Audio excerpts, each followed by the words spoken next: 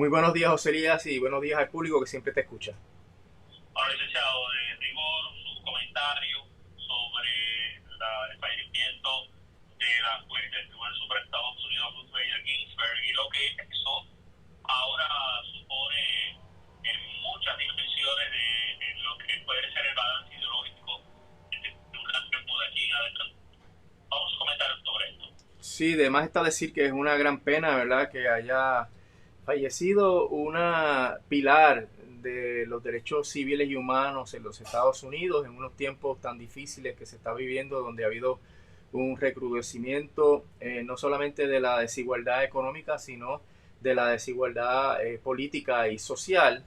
La ex jueza pues tuvo un historial desde su juventud de defensa de los derechos de la mujer, defensa de los derechos de las minorías, defensa de los ciudadanos ante el Estado, que obviamente le ganaron esa posición y tuvieron el sitial más grande dentro de la judicatura norteamericana, siendo jueza desde la época de Clinton en el Tribunal Supremo. O sea, tuvo una gran longevidad en ese proceso y ayudó al establecimiento de precedentes fundamentales para la vida política y social de los norteamericanos.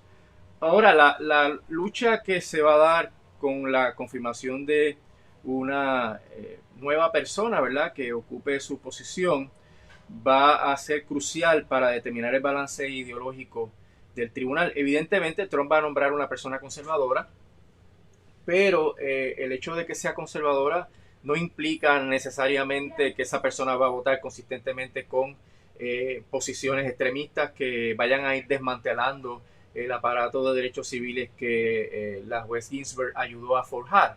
Así que el asunto obviamente tiene unos grandes riesgos para Estados Unidos en cuanto a esos aspectos y también para Puerto Rico, porque hay casos que se van a estar viendo este año y el otro en el Tribunal Supremo de los Estados Unidos. Por ejemplo, está el caso de Baello, que está sometido a una petición de certiorari, y si se nombrara a un juez de aquí a noviembre, por ejemplo, podría ser que ese juez participe en la determinación de si se acepta o no el caso de Baello.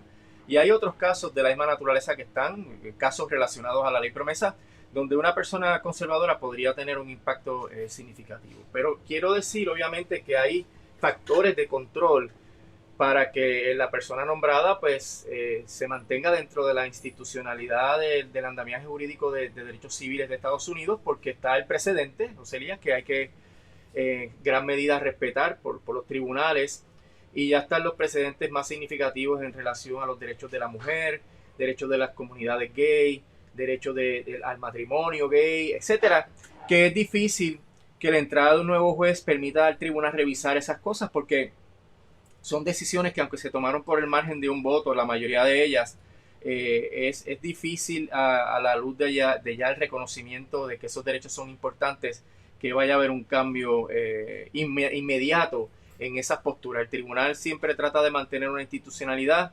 Eso, un ejemplo de eso es el juez Roberts, que es un juez conservador, nombrado por, si mal no recuerdo, Bush padre. Y el juez Robert es un juez que ha votado en un sinnúmero de ocasiones con el bando liberal del Tribunal Supremo, porque está consciente de la función importantísima que cumple ese tribunal. Así que lo que hay que hacer, José Elías, en este momento es obviamente cruzar los dedos de que el nombramiento sea un nombramiento primero de una mujer, entiendo que debiera ser una mujer, y segundo que sea una persona que cuando se ponga esa toga, a pesar de que tenga un historial conservador, respete una institucionalidad de unos derechos civiles y humanos, y que el tribunal debe ser parte de los procesos de eliminar la desigualdad social, económica y política en Estados Unidos y por ende Puerto Rico. Bueno, por otro lado, y pasando a otro tema, licenciado, vamos a hablar un momento acerca de las posturas de candidatos a gobernación sobre el tema de la Autoridad de Energía Eléctrica y la Junta de Control Fiscal. A poco menos de mes y medio, ¿qué le parece por dónde caminan estas personas? Pues mira, José Elías, había comentado contigo que la UTIER le había enviado una carta muy importante a todos los candidatos para que se expresaran sobre muchos temas, incluyendo obviamente la Autoridad de Energía Eléctrica. y desafortunadamente solamente 3 candidatos contestaron la carta. Las cartas están en la página de la UTIER, en la internet, ahí puede usted leer el texto íntegro tanto de la carta que se les envió como las contestaciones. De los 3 candidatos que contestaron, pues hubo un candidato que solamente expresó generalidades y eslogans, y 2 candidatos, Juan Dalmao y Alexandra Lúgaro, se expresaron detalladamente sobre cuáles son sus posturas en cuanto a la Autoridad de Energía Eléctrica y particularmente en cuanto a la Junta de Control Fiscal, lo cual obviamente es bien importante para que aclararan finalmente su postura sobre cómo es que van a combatir la Junta de Control Fiscal. La carta general, que no tiene ningún compromiso específico, sino pues alegaciones de que va a estudiar las cosas, pues es la carta de Charlie Delgado Altieri. Los otros candidatos no contestaron. Me extraña que el licenciado Pierluisi no se haya interesado en este tema, sabiendo que al menos directamente relacionados hay 18,000 personas que ya sean empleados activos o retirados y familiares de retirados que están vinculados bien cercanos a la Autoridad de Energía Eléctrica. Por tanto, es un bloque de votantes bien importante. Y además de las posturas en contra del contrato de Luma y la privatización de la Autoridad de Energía Eléctrica, Dalmao y Lúgaro obviamente se expresaron en los asuntos de la Junta de Control Fiscal, que son importantísimos. Es realmente lo que controla todo el sistema político de Puerto Rico, y tú tratar de expresarte sobre los planes que tienes para el próximo cuatrienio sin mencionar cómo vas a combatir la Junta es algo absurdo. Como hemos mencionado, la Junta controla todo. Esta semana pasada envió una carta diciendo que el Departamento de Hacienda y OGP no saben llevar la contabilidad del gobierno de Puerto Rico, y reclamándole unas aclaraciones sobre cómo van los flujos de efectivo y los gastos de presupuesto, etcétera. Así que esa situación de querer hacer promesas en abstracción de lo que es la Junta de Control Fiscal es un engaño al pueblo y tremendo disparate, porque nos va a atar a las políticas de la Junta y nos va a llevar, como hemos mencionado anteriormente, por el camino de la austeridad que no resulta dentro de la crisis económica que tiene Puerto Rico, y que nos va a llevar eventualmente a la muy temible segunda quiebra del país. Bueno, lo que pasa en el caso de Pierluisi, y específicamente sobre la Junta, Pierluisi dice que él conoce a la Junta. Pues bueno, ya sabemos por motivos de que también la representó, pero también que por eso fue que intervino cuando se estaba haciendo la ley. Ese es el argumento que presenta por un lado. Y en el caso de Luma, lo que nos ha expresado aquí en PAB la semana antepasada fue que él ha estudiado el contrato y que él estima de que hay unos aumentos que no se pueden permitir, y eso está en manos del negociador de energía, y que por lo tanto pues, podría neutralizar el interés que pueda tener Luma en un momento en pasar su interés en ganancia costos al servicio eléctrico.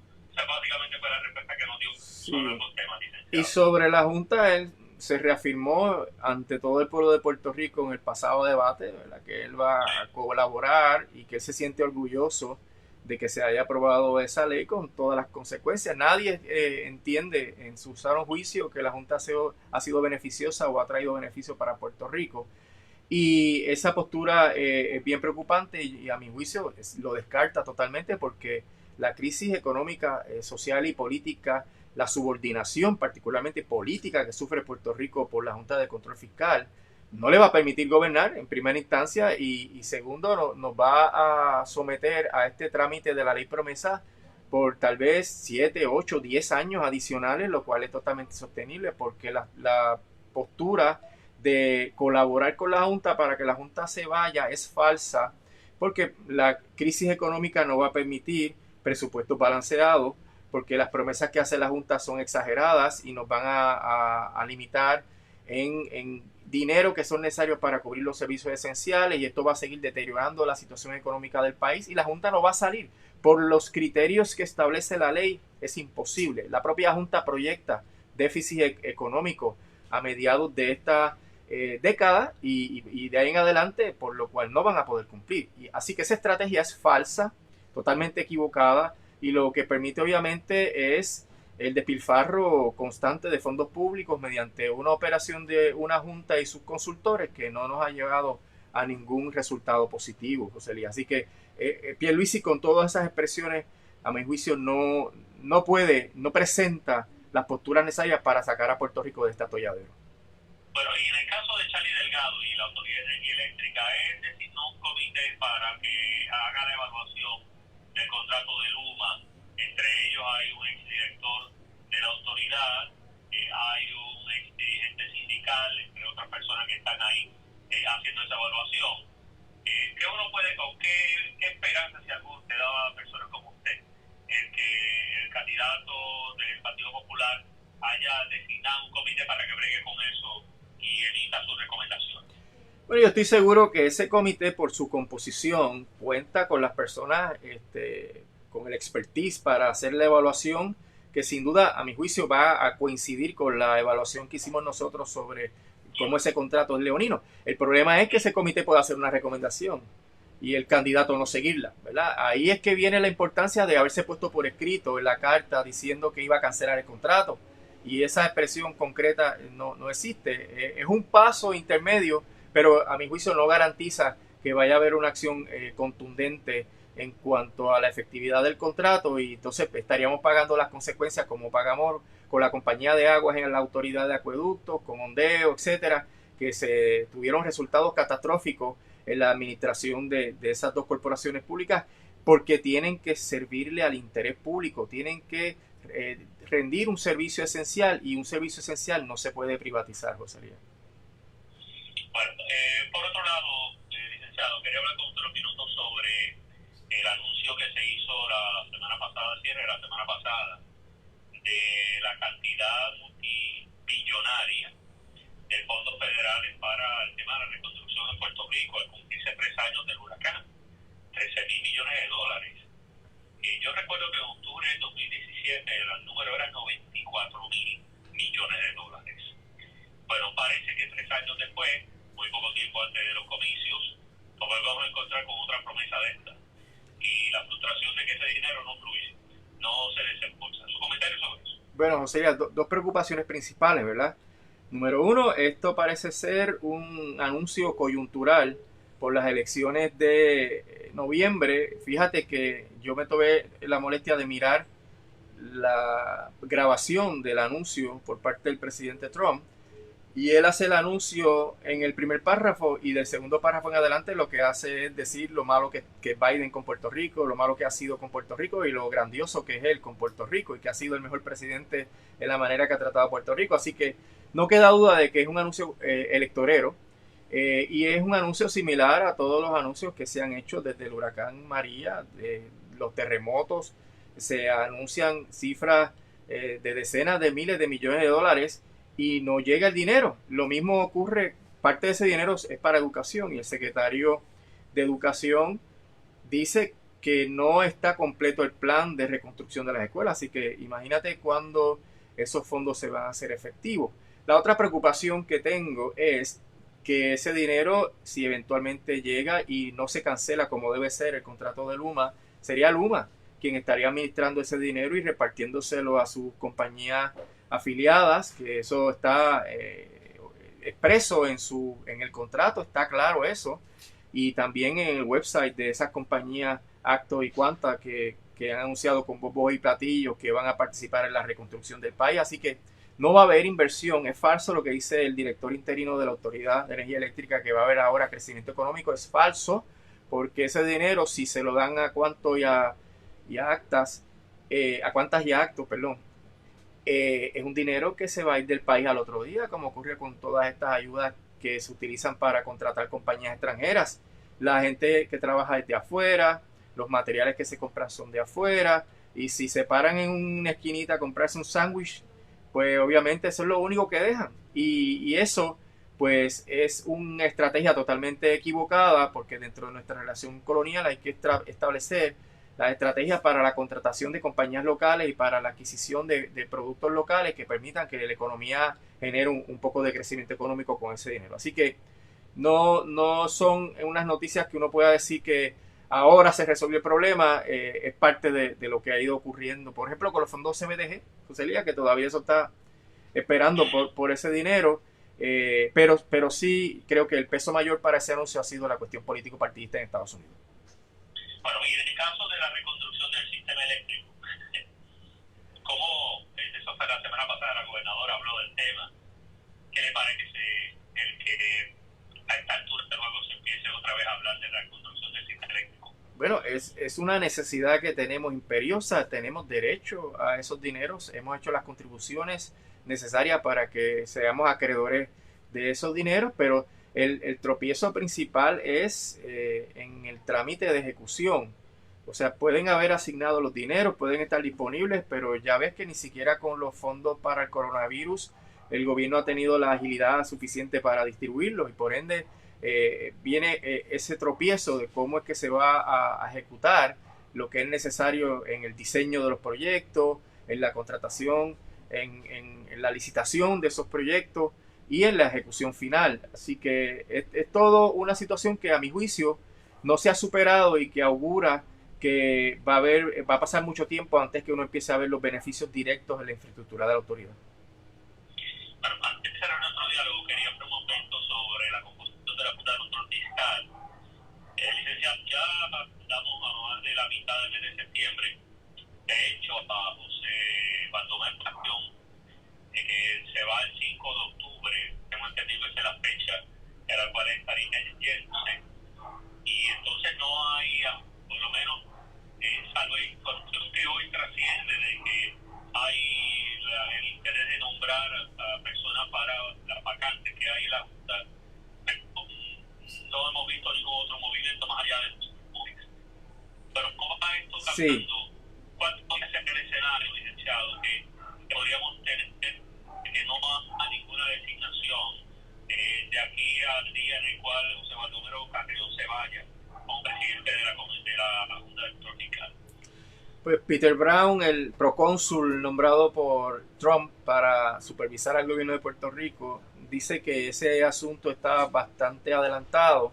Por la manera que se desarrolló el caso de Lautier en el Tribunal Supremo, pues se va a utilizar el mecanismo de las listas. Quienes sugieren por parte de la Cámara, por ejemplo, son demócratas y eso pues obviamente levantará la suspicacia del presidente Trump, quien ve las cosas en solamente dos colores, maniqueo, ¿verdad? Y eso pues obviamente podría presentar escollos en cuanto a la selección de los nombres, aparentemente porque por diferentes fuentes se ha filtrado que sí están trabajando en eso, pero que puedan hacerlo antes de octubre de este año, aunque pueda ser una meta razonable dentro de todas las complicaciones que tiene el presidente Trump en Estados Unidos, pues lo veo bastante improbable. Puede ser que sea un poco tiempo, que se tome más tiempo, porque son 3 nombres, José Elías, no es meramente uno.